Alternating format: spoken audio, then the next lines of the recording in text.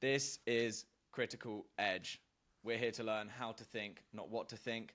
I'm Ollie. I'm here today with my co-host Lukas, and we're very excited to be talking to Anthony Scaramucci today.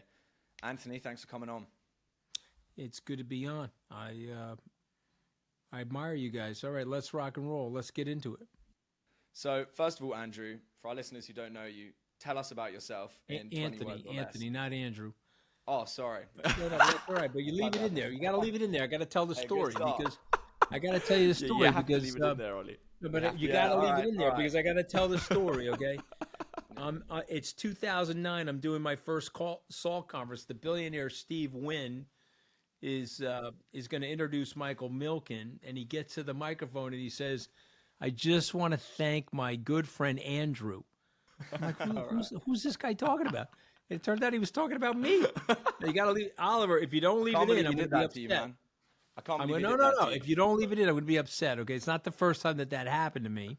But it's you Anglicans are trying. I'm an Italian. Okay, you're trying to Anglicize my name. Unbelievable. Hey, nothing political going on there, man. All right, Walshy, keep going. Okay, go ahead. All right, thank you, Andrew. All right, but don't be. And by the way, for those of you that are not watching on YouTube, Oliver Walsh is bright red right now. It's coming right through his collar. He's looking like a beetroot.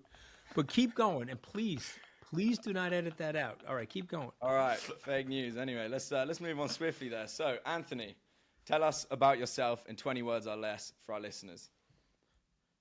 20 words or less. I'm a public school, working class, Tufts, Harvard, Goldman Sachs, hedge fund manager, failed White House communications director, and crypto enthusiast. Well played. Very good. You missed out any connectives, any grammar. That definitely helps in getting as much information as possible. Yeah, just firing it out there, right? You said 20 words. Try to get it out there. So first thing is, Anthony, when's the last time you changed your mind in a significant way, and why?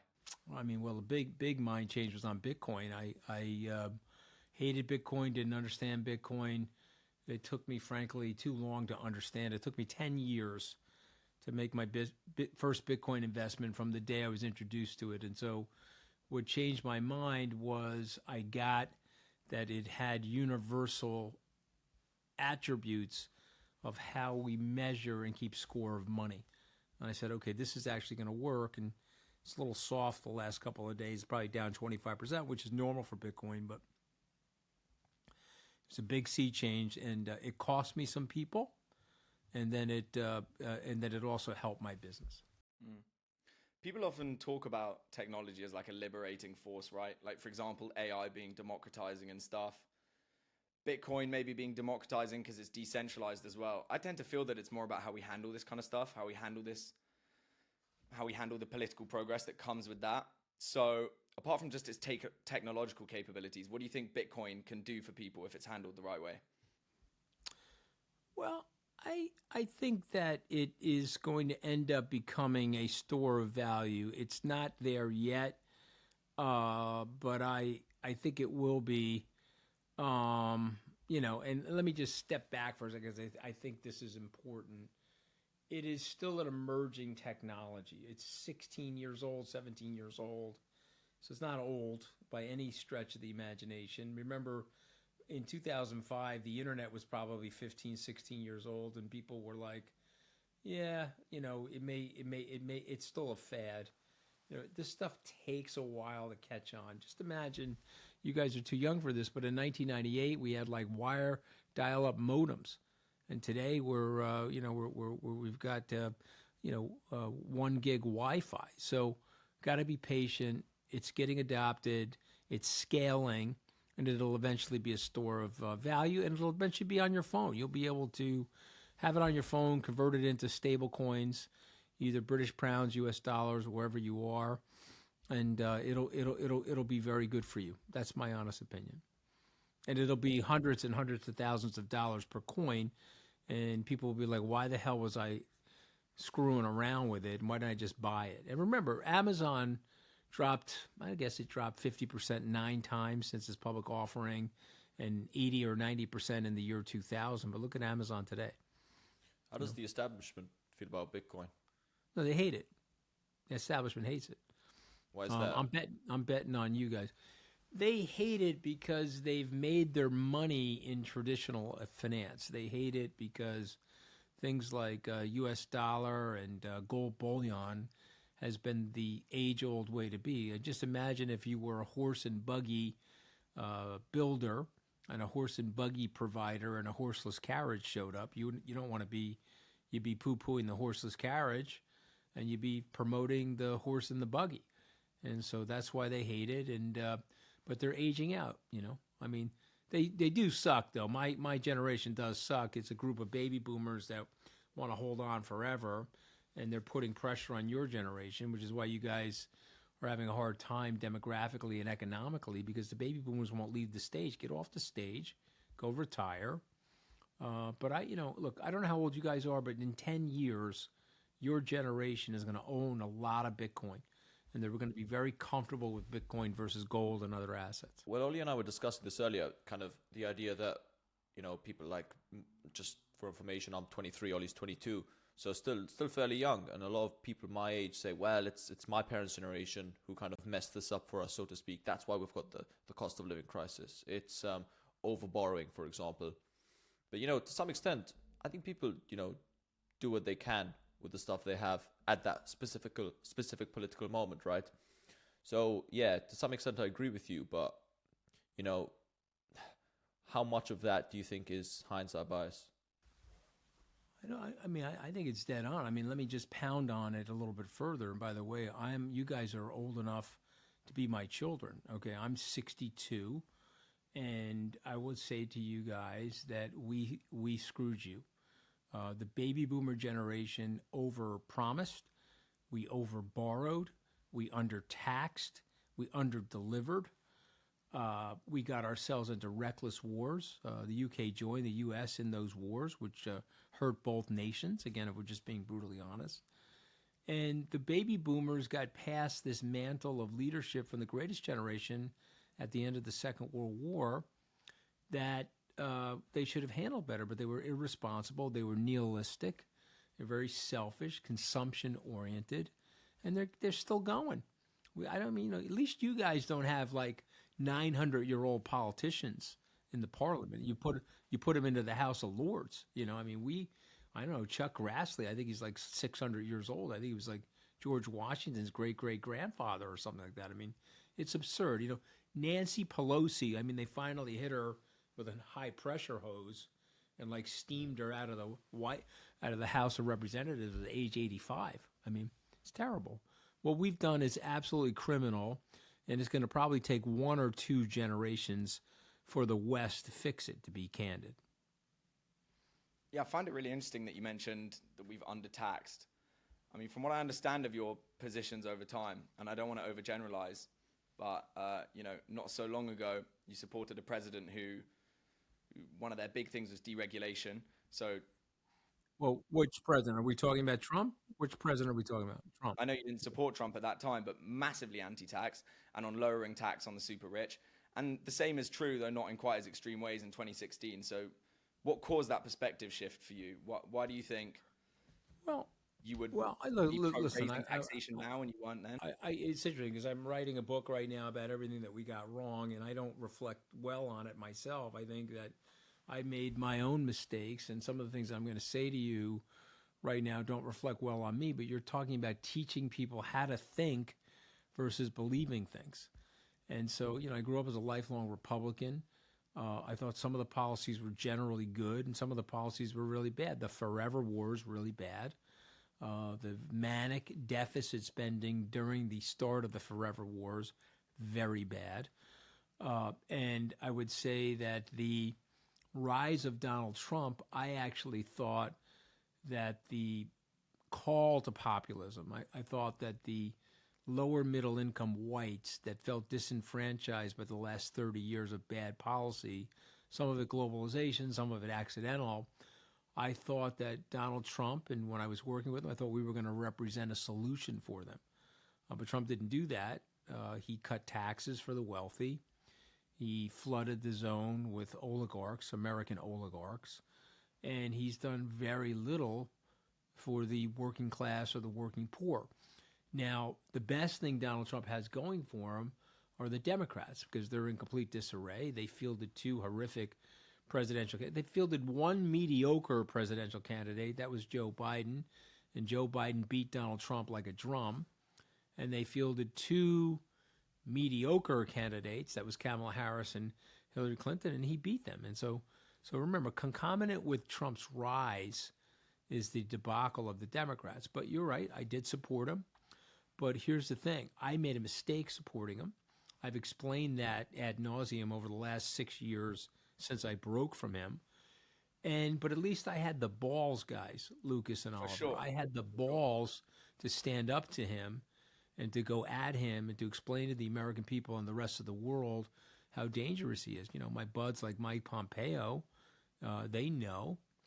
Kevin McCarthy, I mean, spineless jellyfish. I mean, the guy's my age. He looks 500 years old because he sold his soul. Yeah, you still look good. You still look good, Anthony. What's that? You still look good. You still look young, yeah. I'm keeping it together, Lucas, because I'm keeping it real, okay?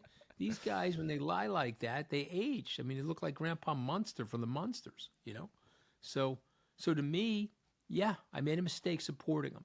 Now, you guys are young guys. Maybe you've never made any mistakes other than calling me Andrew at the beginning of this podcast. Maybe that's the only mistake. Man, I was perfect. Maybe that's the only mistake you have ever made in your life. But if you get a little older, you start making mistakes, you'll have some sympathy for people that do make mistakes.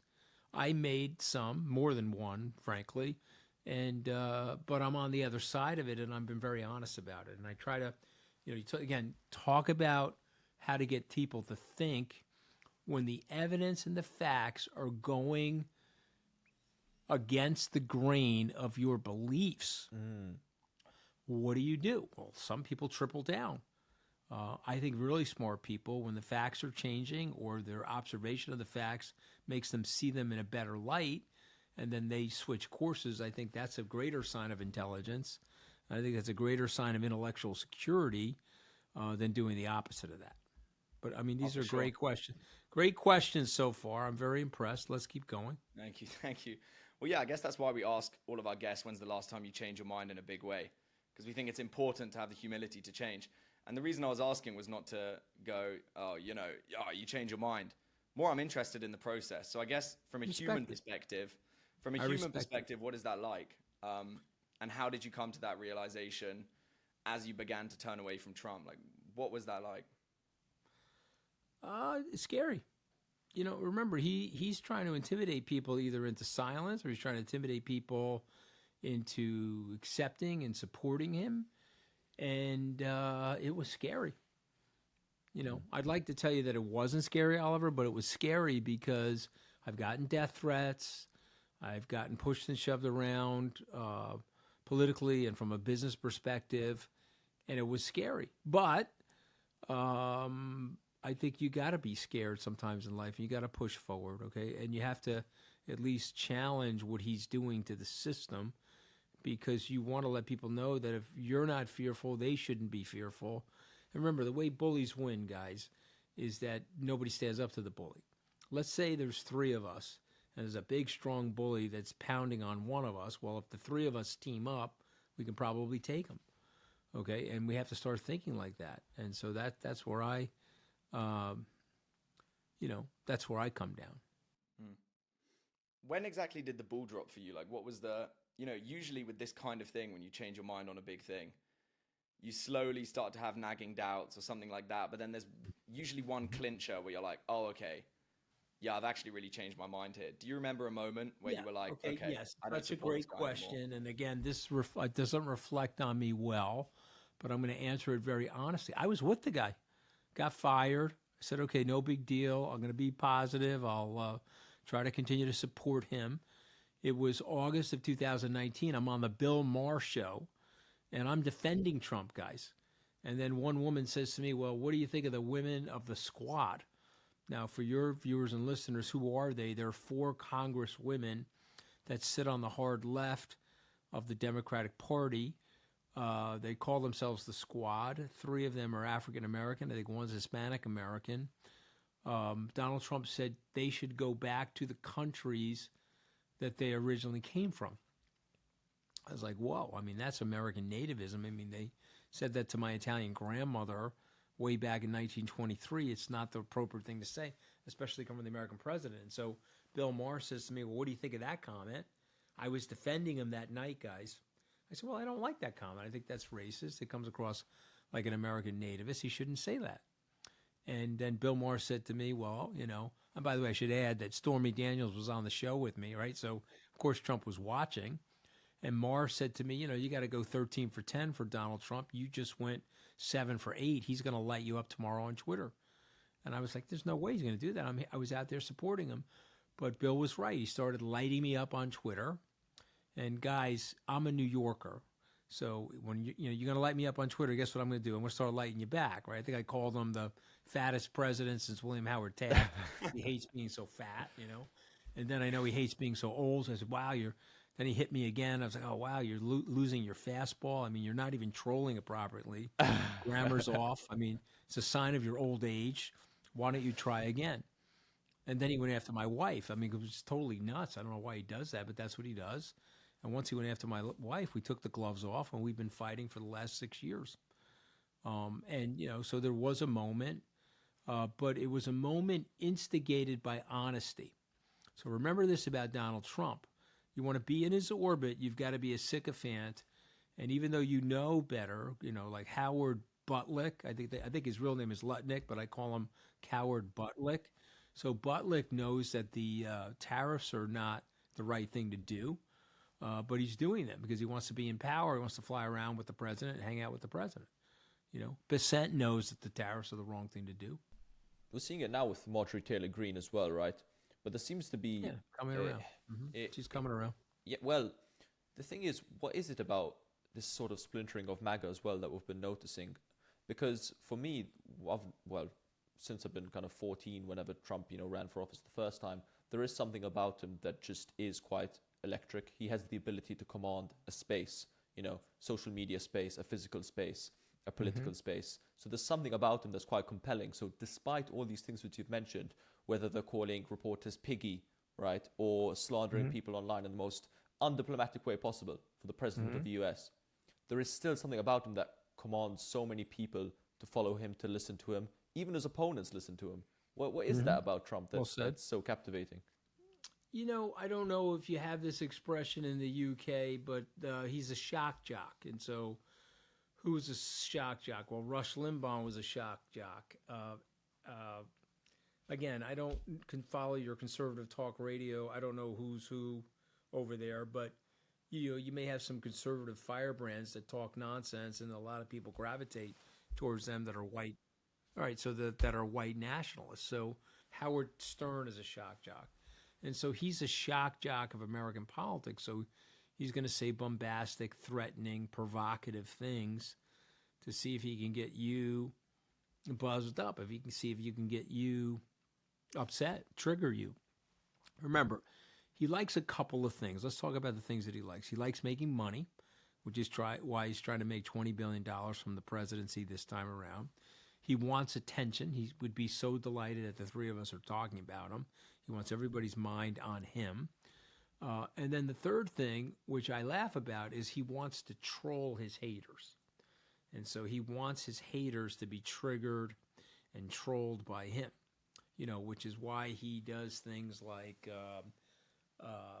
you know, AI of him in a mankini on the beach in Gaza, right, with Netanyahu, right? We laugh, like but it's not funny. Or like he's dropping bombs from an F-35, and they happen to be diarrhea bombs on his adversaries while they're having a No Kings rally. You with me? Yeah, and so if you say, what are Trump's three things? Number one, wants to make dough. Number two, he wants attention. And number three, he wants to troll his haters and trigger them to get pissed off. And I think he's good at all three. Sorry to interrupt, Anthony, but more just to my question, what is it that makes people so captivated by him, right? So I don't know if it's necessarily the fact that he likes to make money that, you know, captivates people. There's clearly something that's quite, you know, I'll even go as far as to say quite charming about Donald Trump in many circumstances.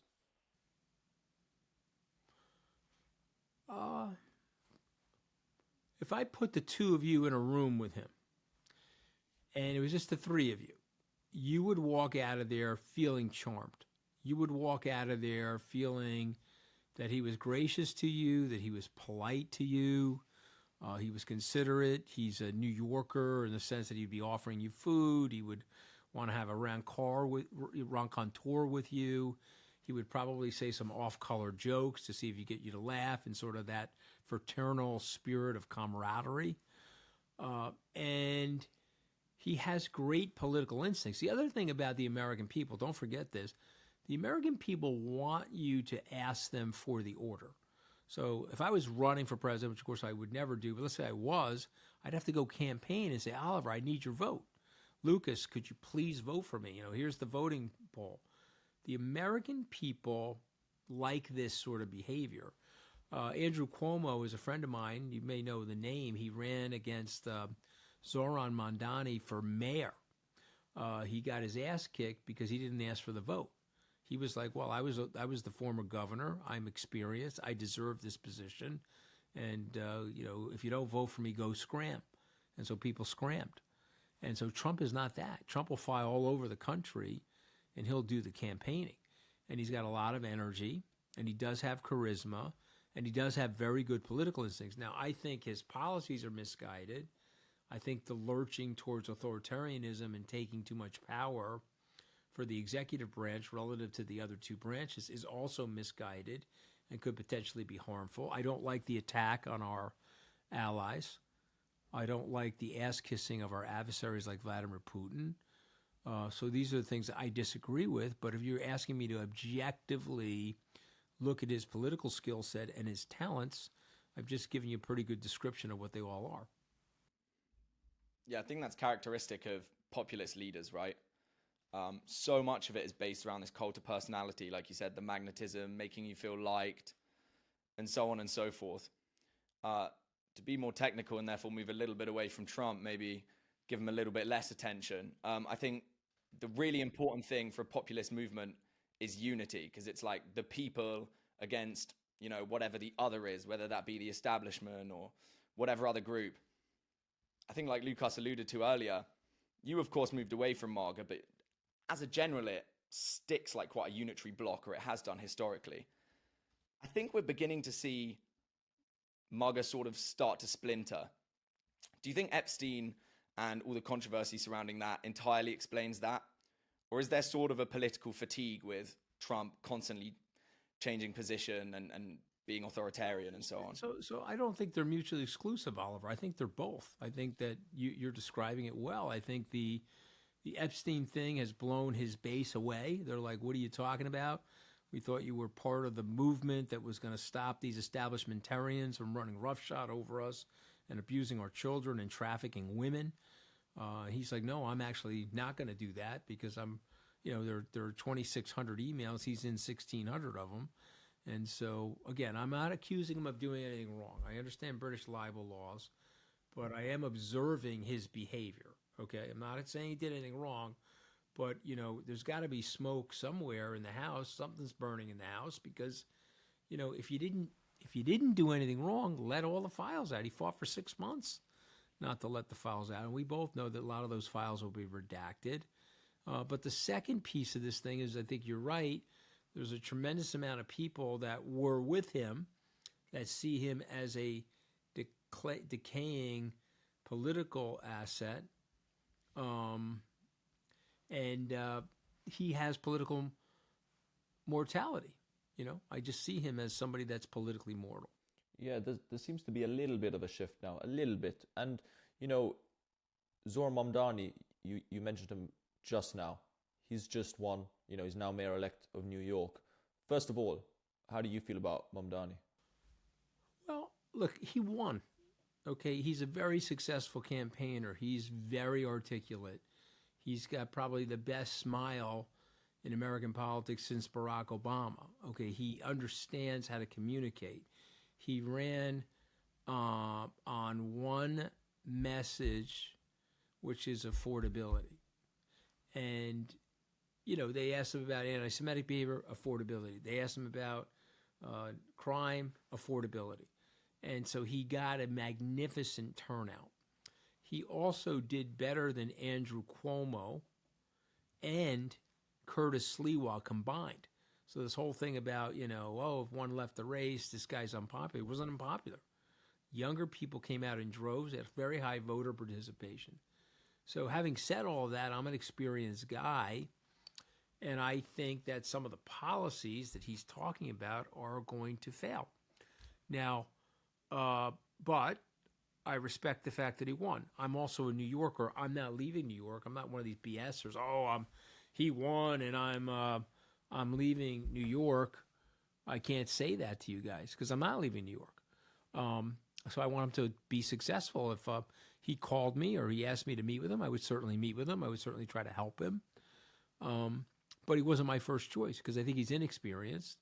I think some of the policies, the overly socialistic policies. Can you give us an example of one of the policies? Sorry, just to keep Okay, well, he wants to get some facts out of it. So he wants to eliminate a very large swath of the police department. He wants to further the Bail Reform Act so that all of these petite crimes and the shoplifting, even domestic violence, isn't frankly even treated as a crime. And these people can continue to perpetuate this horror on the rest of their citizens. He wants free bus rides. There's no free lunch anywhere in the world, Lucas, but he wants to do that. Someone's going to have to pay for it. He wants rent stabilization. He wants to freeze the rent in the city. Well, you can't do that. The costs are out of control. We just got done talking about these baby boomer generation people that blew the lid off of affordability and have us borrowing like crazy, which is causing massive amounts of inflation. So what are you going to do? You're going to if you freeze the rent, you're going to shrink the supply of housing. You're not going to raise the supply of housing. You'd be better off coming up with tax incentives, frankly, to build more housing. So, yeah, I can give you tons of examples of stuff that's very socialistic that I don't think will work in the United States because people will get turned off by that, and a lot of people will leave. Remember, I'm not leaving, but 600,000 New Yorkers left in the last 3 years, and the top 1% of the New Yorkers pay 48% of the income taxes. So if you have a lot of rich New Yorkers leaving, it's going to be very bad, Yeah, I wouldn't be expert enough to discuss things like the Bail Reform Act and stuff, so I guess we'll stick on affordability. I was talking to Lukas about this a couple days ago. We were talking about like the mood in the air these days, and even though, we're still pretty young, I have really felt quite recently, maybe in the last year or so, this sort of mood of hopelessness, and it's talked about a lot. The feeling that, things are too expensive, things aren't getting better, there's more authoritarianism, more strongmen, so on and so forth. I mean, I could go on forever talking about war and stuff. But Mamdani's, I think there's two things for me that make him so appealing to a young generation. One, like you said, the affordability thing. He doesn't shut up about it. I think that's good to have such unitary political messaging, and I think it's inspiring.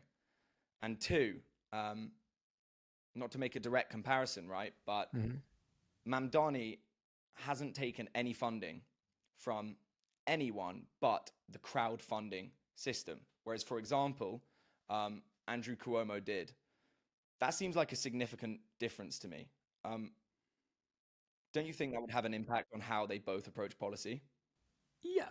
Well, it sounds like you like Mamdani, and you should like Mamdani because, again, I'm older than you, and I understand his appeal to you, and I understand why he won the election, okay? And so I'm just saying to you that some of these policies that he's going to put in place may not work. Now, here's the other thing. He may tack to the center, okay? And what he may end up doing is he just said he's going to keep Commissioner Tisch. She's done a very good job of reducing crime. He may try to go to the businesses and say, hey, I want to keep you in New York. What do I do to keep you in New York? He's flying down to Washington tomorrow morning to meet with President Trump. Whether he likes it or not, he needs federal money to run our city. And by the way, he should need federal money to run our city. We put a lot of our money into the federal treasury as New York City residents or New York State residents, and so we should get a lot of money back. And so he has to make sure that he has that relationship with Trump. Again, whether he likes Trump or doesn't like him, or I like him or don't like him, we got to deal with him. So you're bringing up all very good points. He kicked Andrew's ass, and he kicked Curtis Sliwa's ass, and he deserves to be mayor. He got in the arena, beat the daylights out of them, and he deserves to be mayor. But again, you're asking me, because you're talking about this podcast being a way to think and using mental models. I would just suggest that people go back and look at what works versus what doesn't. Moderate policies, crime control, clean streets, homeless people off the streets, more prosperous city, more tourism, more tax revenues, more businesses. If you want to let 7,000 criminals, which is effectively what it is, wreak horror on the rest of the 8 million citizens, you can do that, but you're going to reduce the quality of life, and you're going to reduce commerce and lower tax revenues. So have to decide on what you want to do. I think he can achieve his goals of affordability by being more practical than ideological. But I understand his appeal, and what you just said is a very good evidence for why people like you find him attractive. So zooming out from policy for a second then, I'd like to talk about like what he represents in general in terms of like breaking the status quo in American politics. I think, like I said, some of the appeal is that he feels quite different from maybe your ordinary Democrat politician. And I think some of that has to do with a feeling of connection to people and so on and so forth. And I think it's the Democrats' inability to create that feeling of connection, which has led to basically their electoral failure and recent failure over like a while now. Without necessarily approaching policy in the same way, what do you think Democrats can do to get that kind of appeal again, to be interesting to the average American voter again? This is such a great question. And so I'm going to answer it by using a Swiss Army knife as an analogy. In the city of New York, his types of policies worked. Take that knife out of the Swiss Army knife. But if you look at Mickey Sherrill, or you look at Spanberger in Mickey Sherrill in New Jersey, Spanberger in Virginia, Oliver, they were way more moderate than Zoran Mamdani. And they both won the election. And so what I would say to people is pull the moderate person when you know that the moderate's going to win the election, and pull the hard left person or the socialist person when you know that person's going to win the election. I don't know if there's one size fits all. If you say to me, as an American that's been alive for 62 years observing America, that this is a signal that the Democrats should go to the very hard left and run a Democratic Socialist presidential candidate, I'm telling you, again, this is my opinion, the country's not ready for that. The country doesn't like the woke culture, the country doesn't like the anti-police rhetoric, doesn't like the shoplifting, it doesn't like the crime, doesn't like it. And so, and I'll leave you with this thought before you ask another question. Donald Trump got 54% of the white women's vote, Donald Trump, 54%. He got 46% of the overall women's vote. And when you ask the women about Trump, they said, hey, I'm voting for my son. I'm voting for my husband. I'm voting for my brother. This woke culture has been a disaster for men, and I want it to end. So you got to be very careful here, because this is way more conservative country. Even our left is probably more conservative than elements of your right, frankly. So so you just got to be very careful. But I hear you. Look, he deserves his success. He kicked those guys' asses, and he worked very hard. I think, yeah, for sure. And there's differences between America and US and the rest of Europe. Mm-hmm. But I think I agree with what Ollie's saying. There is a feeling. I've just I left university and started working about a year ago, and there is a feeling that a lot of you work day in day out, and then you read the news, and it feels to some extent like you're pissing in the wind, right? There's just there's so much there that you almost think, well, what are my taxes going to? Because so much of it is polarized. So much of it is kind of this side versus that side, that there is a feeling that young people feel slightly disenfranchised. And I think, to be fair to him, Mamdani definitely kind of brings that element of hope. And I think from the podcast I've listened to from yourself, I do also feel that you do bring an element of hope as well. So based off the conversation we've been having, what do you think kind of the next few years will look like maybe from a more hopeful perspective? Well, I'm hopeful because I think the age of Trump is over. We've seen peak Trump. They're squabbling and fighting with each other. There'll be an intellectual civil war inside the Republican Party, and somebody will win that war. It won't be Trump. He'll be off the stage. He has political mortality, whether he likes it or whatever it is what it is. And so, you've got people that I think are going to come to the stage and be more commonsensical, a little bit more moderate on the Republican side. And I think the Democrats are going to try to pick somebody that can beat the Republicans. I don't think it's the hard left. I think use the hard left candidate like an AOC in her district or Mamdani for New York City. But I think if they pick a moderate candidate, they'll probably win the 2028 election. So to me, I would be hopeful about that because we need a constitutional and we need an institutional reset. We don't want somebody to be able to come into our system and overly hurt the system the way Donald Trump has. And I think if you can get a responsible person in that job after Trump, weirdly, Trump could have been the warning signal. And again, before you ask another question, I want you to think about this. America is a historically neurally plastic country. We go through our doldrums. We had a civil war. We had a crisis of race. We had the robber barons corruption crisis in the 1890s. We do go through these spasms of terribleness. But as we're going through them, we have periods of reflection, and then we have periods of reform. Excuse me. And I will tell you this. I think Trump has sent out a warning signal to very, very smart people from both sides of the parties looking at this saying, whoa, we can't have this. And so I predict that we're going to enter an age of reform. Neurally plastic, I think, is a good way of putting it. I think people right now are reflecting on what's going on right now. And, like you said, wondering how things are going to develop, how they're going to change. Because, I think it's the most basic. When I was in university, my professor told me, never start your essays with, oh, this was a time of great change. He said, because it's always a time of great change. That is almost a kind of a non-sentence. Well said. So